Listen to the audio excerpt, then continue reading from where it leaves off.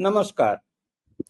भारत सरकार ने हाल ही में कई सोशल मीडिया अकाउंट्स और यूट्यूब चैनल पर देश की सुरक्षा के नाम पर पाबंदी लगाई है। मेरा मानना है कि यह पाबंदी कतई उचित नहीं है। इससे मैसेज यह गया है कि सरकार स्वतंत्र आवाजों को या अपने आलोचकों का मुंह बंद करना चाहती है। मैं याद दिलाना चाहता हूं कि भारत के कानून में या संविधान में प्री सेंसरशिप का कोई प्राविधान नहीं है। अगर कोई नागरिक या मीडिया चैनल कोई कानून का उल्लंघन करता है अपनी अभिव्यक्ति की आजादी के अधिकार के तहत, तो बाद में सरकार उस पर उचित कार्रवाई न्यायालय के जरिए कर सकती है। लेकिन पाबंदी लगाना या आवाज पे रोक लगाना बिल्कुल न्याय संगत नहीं है।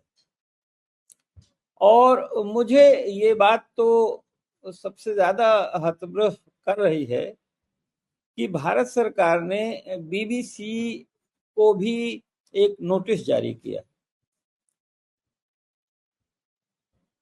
मेरा ख्याल है कि सब लोग ये जानते हैं कि बीबीसी एक सार्वजनिक जनता का ट्रस्ट है जो एक एस्टैब्लिश्ड एडिटोरियल गाइडलाइंस के तहत काम करती है और बीबीसी ने अपनी किसी भी एडिटोरियल गाइडलाइंस का उल्लंघन नहीं किया है। ऐसे में नोटिस जारी करना बहुत दुर्भाग्यपूर्ण है। नोटिस जारी करने वालों को पहले बीबीसी की एडिटोरियल गाइडलाइंस पढ़ लेना चाहिए या ये बताना चाहिए कि किस कानून का उल्लंघन हुआ है। हम ये कहना चाहते हैं एक नागरिक के नाते कि जनता ही इस देश के लोकतंत्र में मालिक है।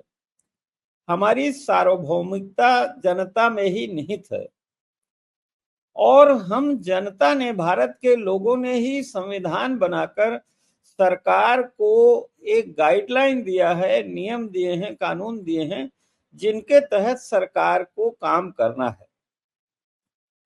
सरकार उस संविधान का उल्लंघन नहीं कर सकती और जनता को हर जानकारी और हर ओपिनियन जानने का अधिकार है, सुनने का अधिकार है, ताकि वह समय समय पर समझ बूझकर उचित निर्णय ले, जानकारी का अभाव न रहे।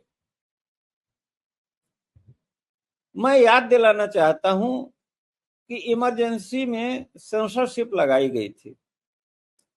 उसका परिणाम यह हुआ कि शासकों को जमीनी हकीकत का पता नहीं चला। चापलूस और स्वार्थी मीडिया के अलावा स्वार्थी लोग भी सरकार के प्रमुख लोगों को घेर लेते हैं और उन तक सच्चाई पहुंचने नहीं देते हैं। इससे अंत में सरकार के ही लोगों का नुकसान होता है क्योंकि वो झूठी गलतफहमी का शिकार रहते हैं, जैसा कि इंदिरा जी को हुआ। इमरजेंसी के दौरान मीडिया उनका गुणगान करता रहा चारण की तरह, और जैसे ही पाबंदी हटी, इमरजेंसी हटी, सेंसरशिप हटी, लोगों ने अपना मत अभिव्यक्त कर दिया और इंदिरा जी को गद्दी छोड़नी पड़ी। तो ये सबक आज जो लोग सत्ता में बैठे हैं उनको भी ध्यान में रखना चाहिए कि वो चापलूस और स्वार्थी लोगों से सावधान रहें।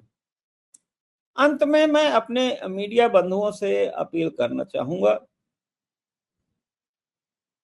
कि हमें भी अपनी गाइडलाइंस, अपनी मर्यादा का पालन करना चाहिए, सेल्फ रिस्ट्रेंट रखना चाहिए, ताकि जो हम भी कानून के दायरे में जो हमें अधिकार हैं और जो हमारे कर्तव्य हैं उसके तहत काम करें और किसी को हमें रोकने टोकने का बहाना न मिले। बहुत बहुत धन्यवाद। नमस्कार।